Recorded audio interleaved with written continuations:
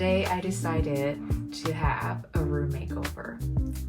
It's been 7 months since I moved here, but because of my busy work and study schedule, I didn't have a chance to actually decorate my room at all. But recently, I bumped into some of the aesthetic room makeover and kind of have an idea of how I wanted my room to be. Yeah. So I am going to do some of the shopping, what I'm thinking, maybe some organizers and enhance the lighting. Hopefully with this makeover, it will help my bedroom a little bit more functional but relaxing and comfortable living and studying place.